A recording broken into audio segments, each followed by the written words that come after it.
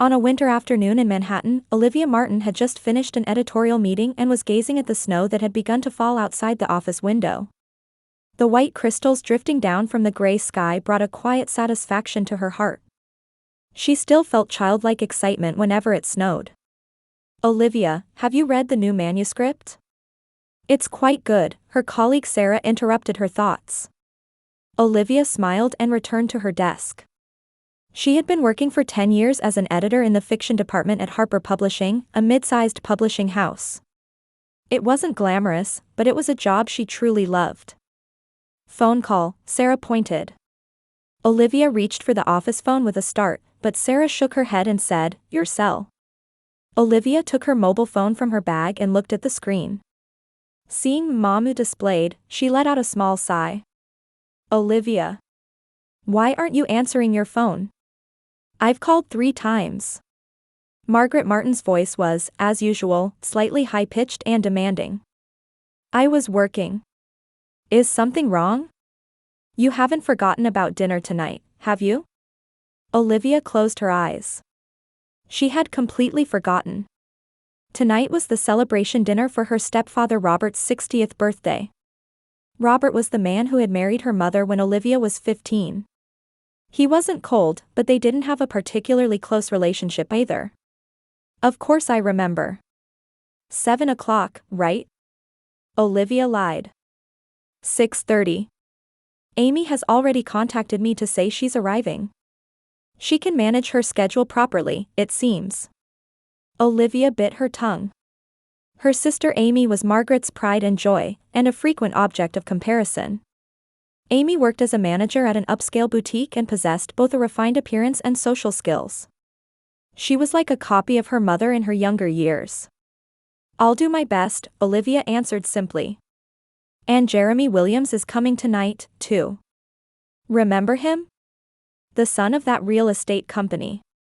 Do wear something decent for once." Olivia rolled her eyes. Her mother was constantly scheming to marry her off to a suitable man. "Got it," she replied and hung up. Sarah was watching her with curious eyes. "Family dinner?" "Yes, my stepfather's birthday. And my mother's usual find a husband a game." "Who is it this time?" "The son of some real estate tycoon," Olivia shrugged. "But I have Jason." Sarah smiled. "Yes. Jason is a good man." Jason Clark was a colleague who had transferred from the marketing department of an IT company to the publishing industry 2 years ago. They had quietly nurtured a romantic relationship and had just recently started living together. He was intellectual and kind, and like Olivia, preferred a life away from flashiness. When it was time to leave the office, Olivia hurried back to her apartment. Looking through her wardrobe, she considered which outfit might gain her mother's approval. She finally chose a navy blue dress and applied her makeup a little more carefully than usual. She pulled her hair back in a simple style. As she climbed into a taxi, she sent Jason a message. "Heading to a family dinner. Not sure if I'll make it back alive. Love you." His reply came quickly. "Have fun. I'll prepare a special breakfast for tomorrow morning. Love you." Olivia smiled. Jason's presence gave her strength to get through the time with her family. When she arrived at Margaret and Robert's luxury apartment in the Upper East Side where the upper class resided, the party had already begun. When she rang the doorbell, Margaret appeared, wrapped in an expensive dress with perfect makeup. Finally here, Margaret kissed her daughter's cheek while casting a critical eye over Olivia's outfit. "You should have worn something with more color." As she entered, she saw Amy in a red cocktail dress, talking with a young man. When Amy spotted Olivia, she put on a theatrical smile. "Finally here. Everyone's been waiting." Olivia just smiled and said, "Happy birthday, Robert," to her stepfather. He nodded in appreciation and quickly returned to his conversation with other guests. As the evening progressed, Olivia positioned herself in a corner of the room, observing her family's performance. Margaret was the perfect hostess, and Amy was attracting the attention of young men. It was clear what they valued: social status, appearance, and the envious gaze of others. At the dinner table, Margaret seated Olivia next to the real estate prince. He went on and on about his company's success stories. Olivia just nodded and said, "How wonderful," at appropriate moments. "So, Olivia, still working at that little publishing house?" Amy asked in a sarcastic tone. "Yes. We published 3 bestsellers this year," Olivia answered quietly. "But isn't it time you started thinking about real life?" Margaret interrupted. "Marriage and family. At your age, you don't have much time left." Olivia took a deep breath.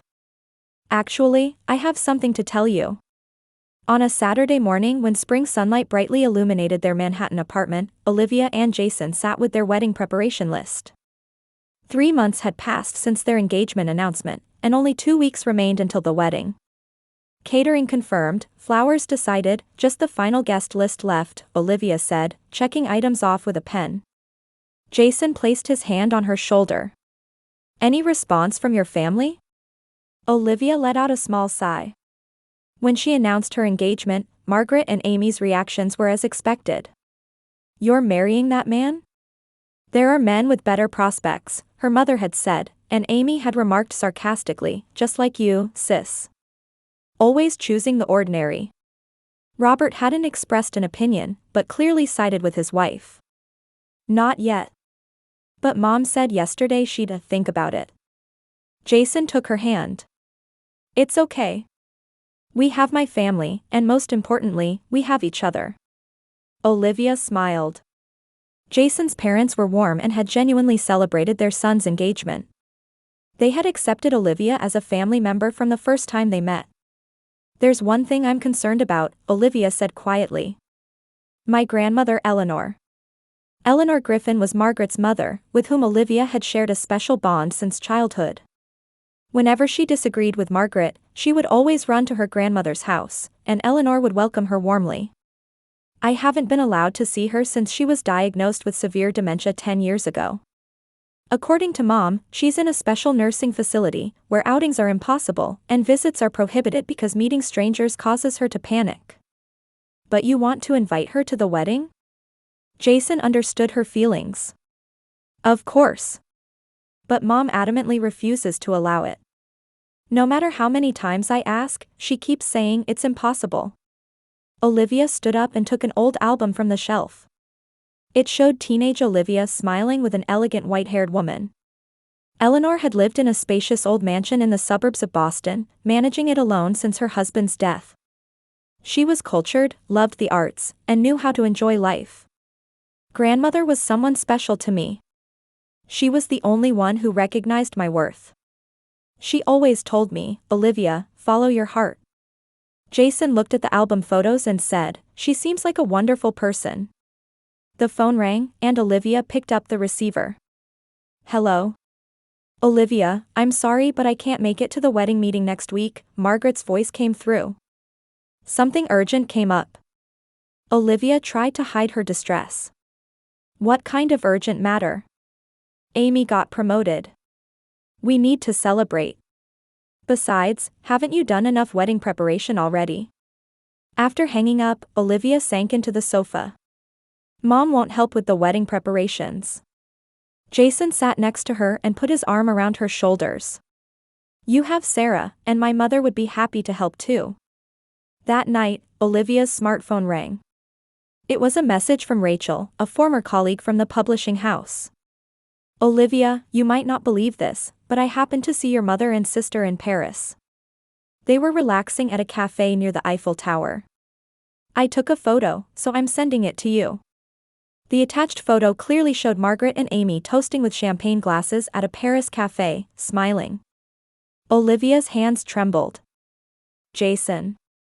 She showed him the photo. Anger flashed across Jason's face. "They're in Europe now?"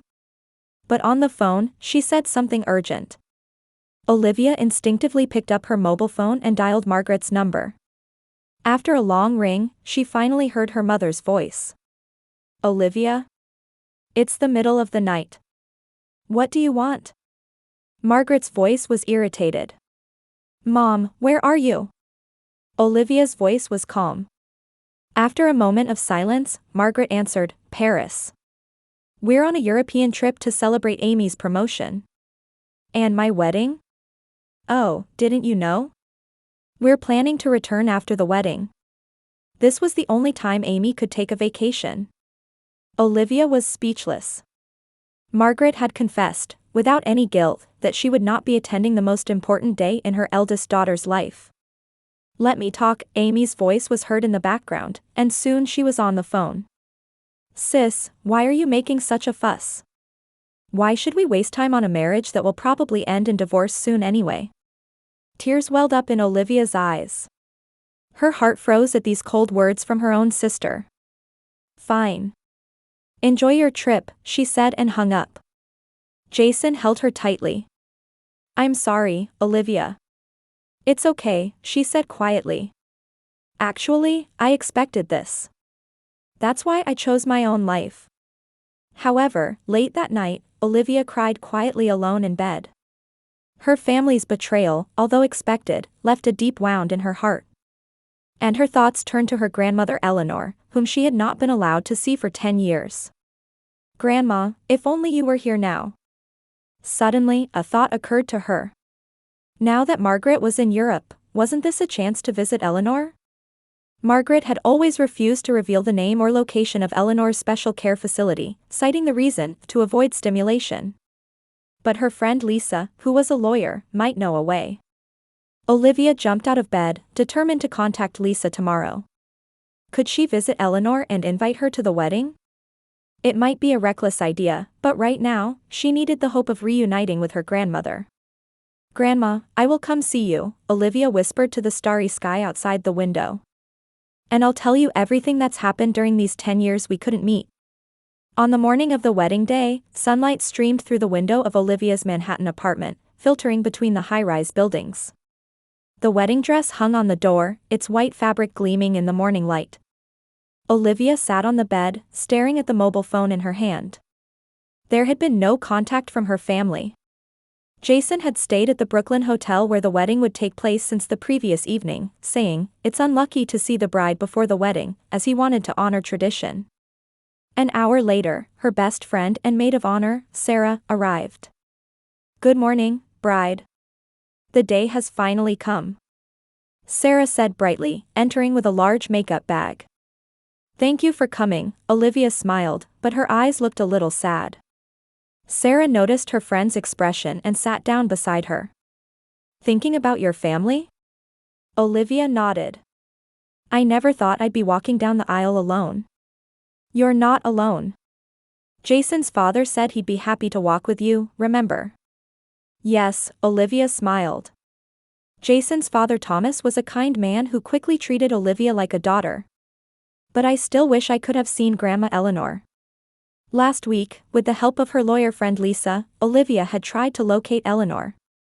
However, Margaret had become Eleanor's legal guardian, making it difficult to obtain information about the facility. "It'll work out," Sarah said when Olivia's phone rang. It was from an unknown number. "Hello? Is this Ms. Martin?" Ms. Olivia Martin, a gentle female voice came through. "Yes, it is. This is Nancy Johnson from Riverside Care Center. I'm calling about your grandmother, Eleanor Griffin." Olivia's heart leaped. "My grandmother? Is something wrong?" "No, your grandmother is fine. It's just that she's been insisting on going out this morning. She says she wants to attend my granddaughter's wedding." Olivia was speechless. Sarah looked at her with concern.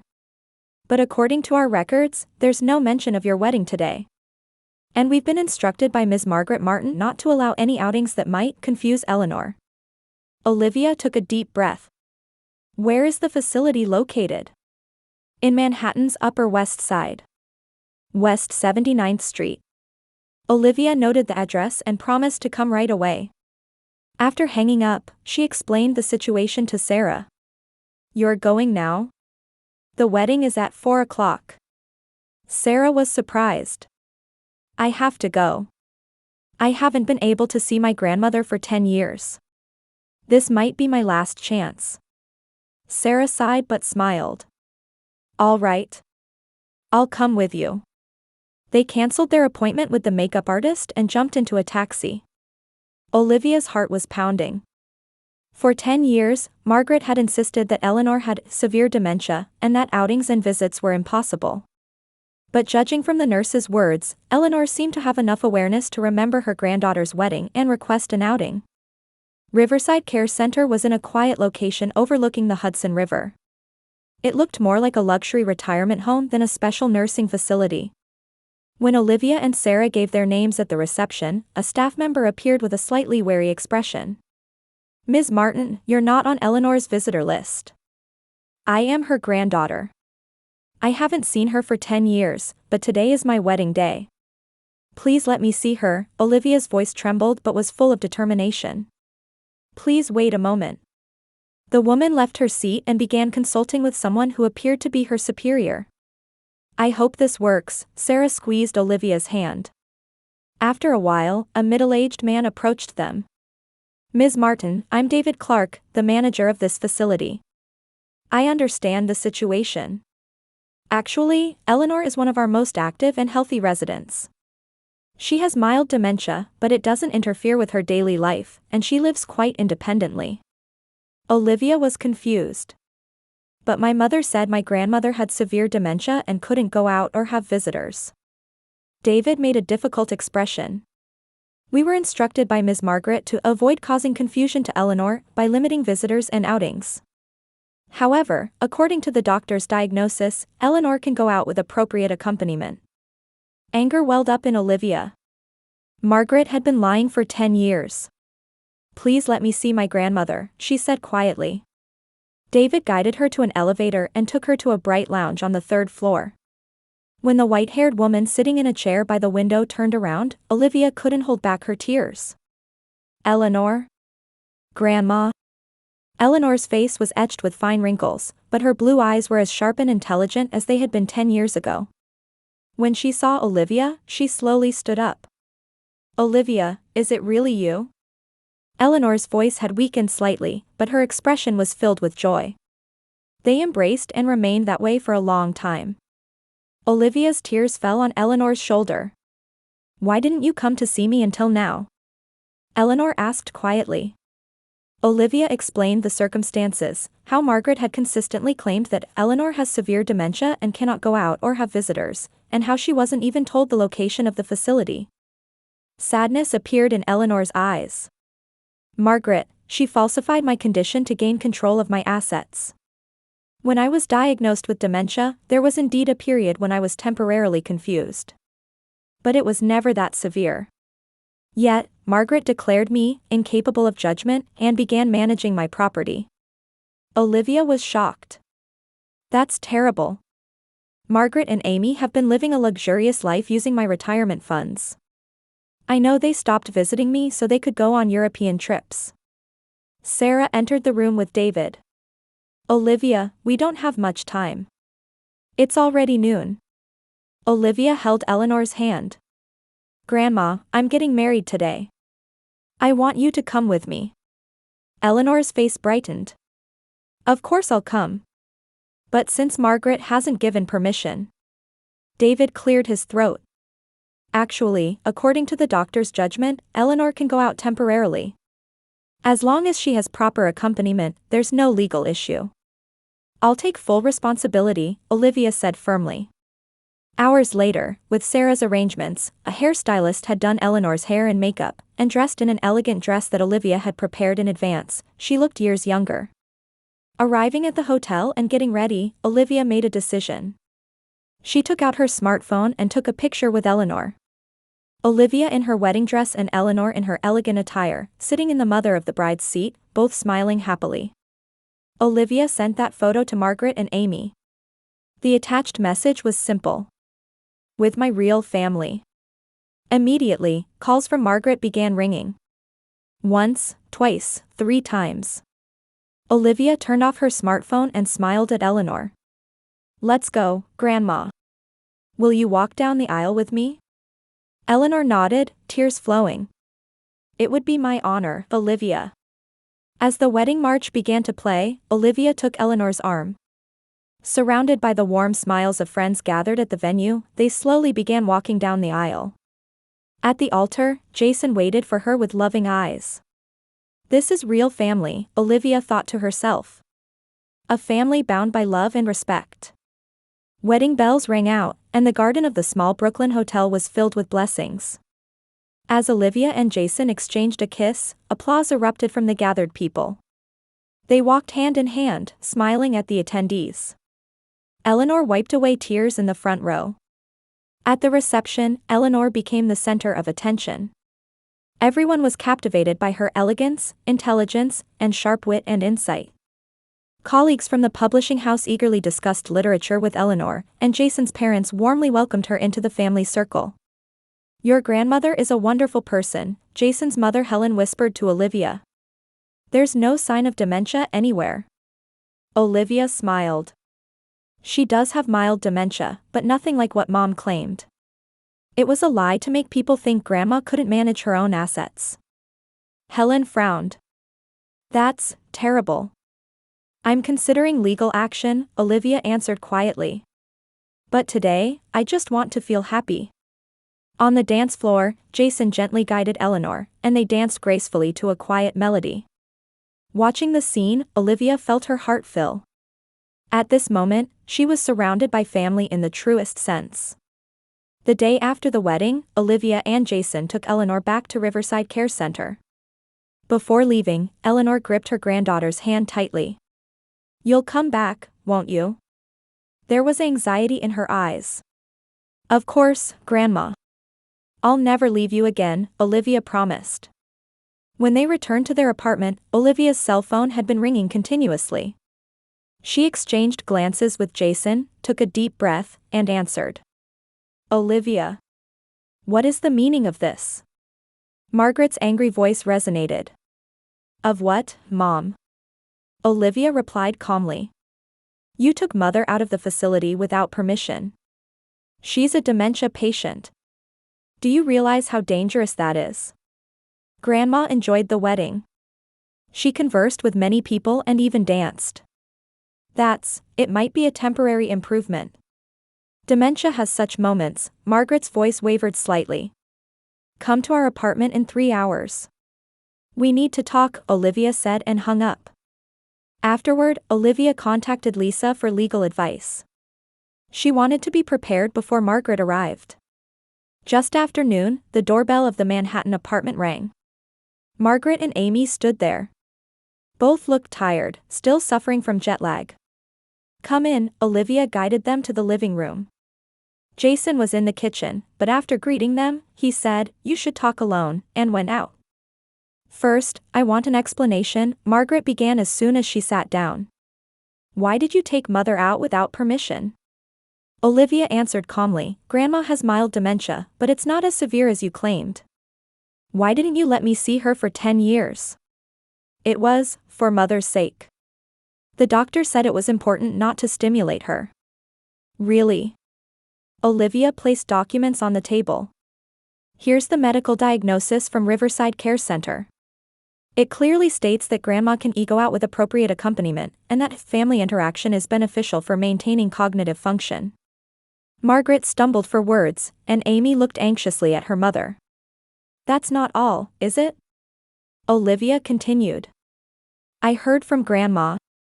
You falsified her condition to gain control of her assets." The color drained from Margaret's face. "That's not." "Stop lying," Olivia's voice trembled but was full of strong will. "Lisa investigated for me.